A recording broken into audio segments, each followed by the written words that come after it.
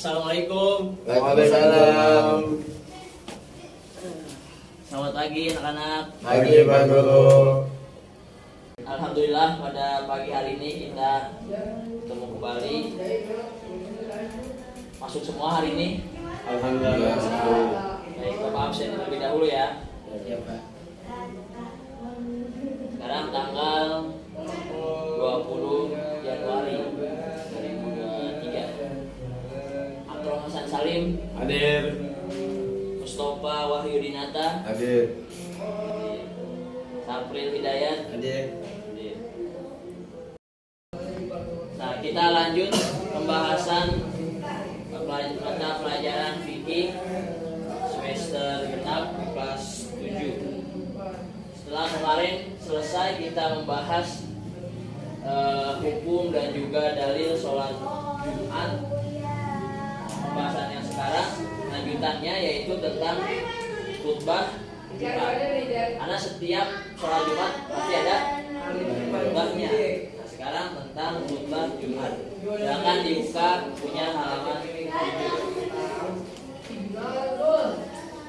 Itu ada tentang khutbah Jumat, mengenai syarat, rukun dan juga sunnah khutbah Jumat. Nah, namun pada kali ini kita tentang 5 rukun khutbah. Ada berapa rukun khutbah tadi? 5. Nah, yang pertama yaitu membaca puji-pujian atau membaca alhamdulillah. Rukun ini ditulis ya. Rukun khutbah Jumat.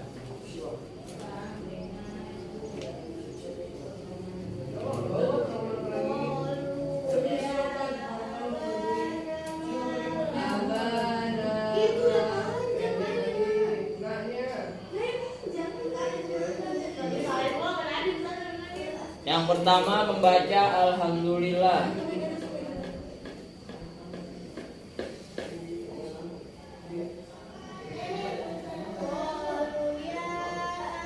Kita tulis dulu, nanti baru kita jelaskan satu persatu. Kemudian yang kedua membaca sholawat.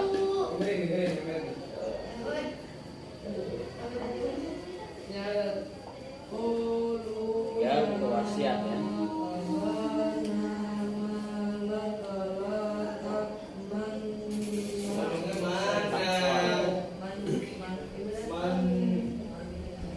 Dan yang keempat membaca ayat Al-Quran. Yang kelima berdoa untuk muslim dan muslimat. Doa.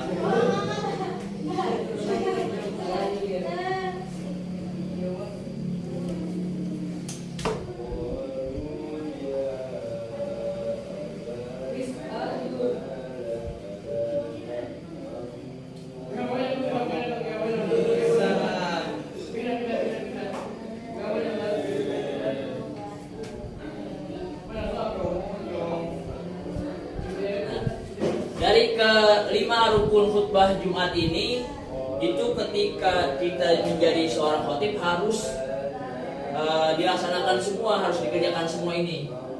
Yang pertama membaca alhamdulillah. Kalau membaca alhamdulillah itu di khutbah pertama dan khutbah kedua.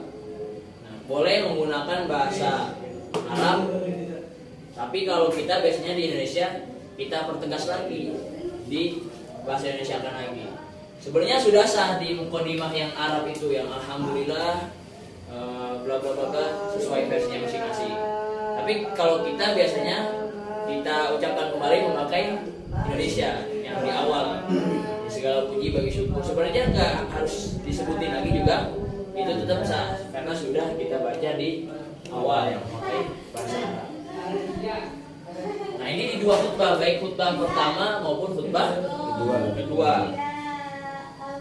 Kemudian yang kedua membaca sholawat. Juga sama di khutbah pertama dan khutbah kedua.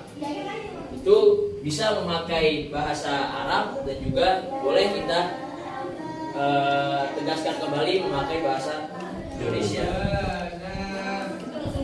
Nah, yang ketiga wasiat takwa. Ini juga sama di khutbah pertama dan khutbah kedua. Nah, ingat ini harus terbawa wasiat takwa. Kadang kita suka lupa di ketika wasiat takwanya. Itu sama juga sudah sah walaupun kita menggunakan Arab. Tapi umumnya di kita khususnya di Indonesia itu diucapkan kembali. Biasanya yang sering kita dengar di masjid-masjid kan khotib berwasiat dengan takwa.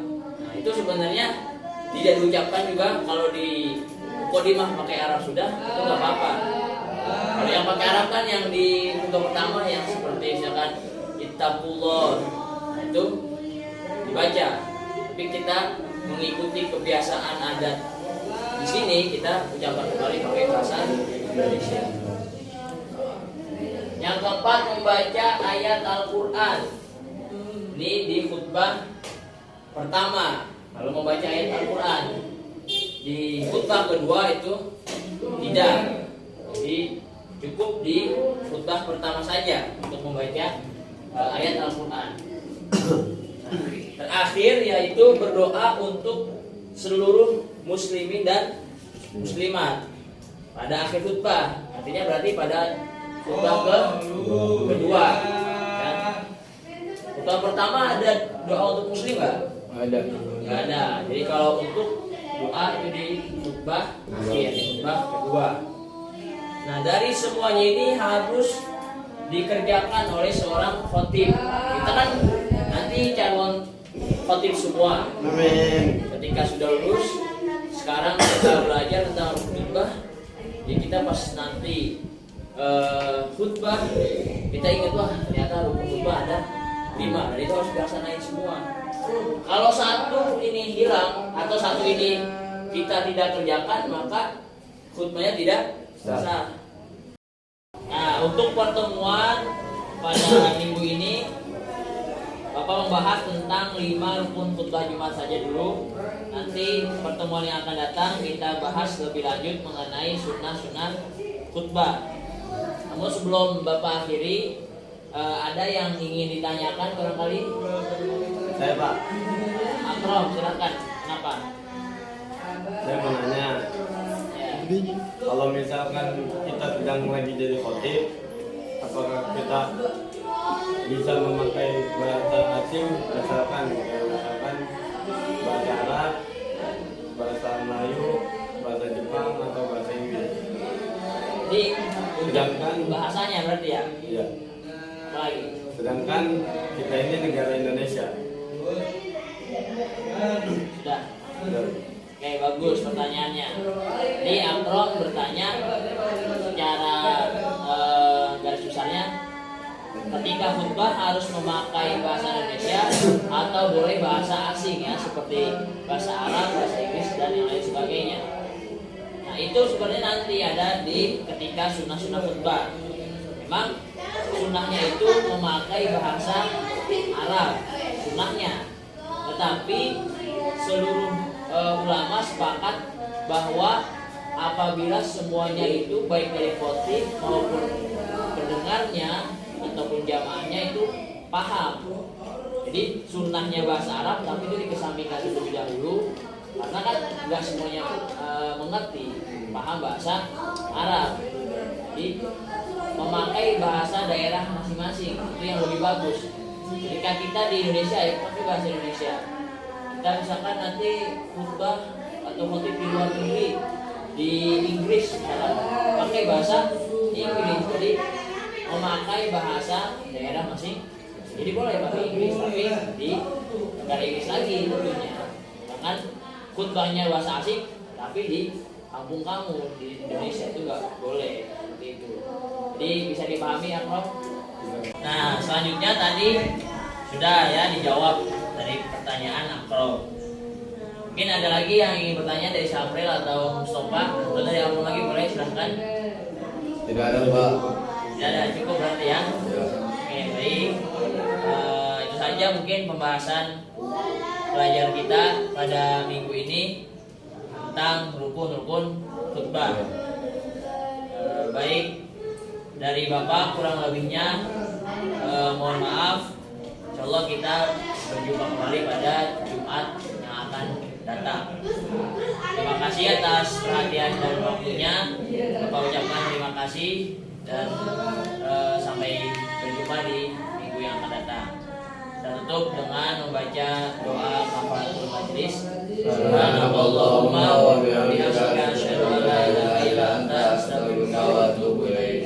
Assalamualaikum warahmatullahi wabarakatuh. Waalaikumsalam warahmatullahi wabarakatuh.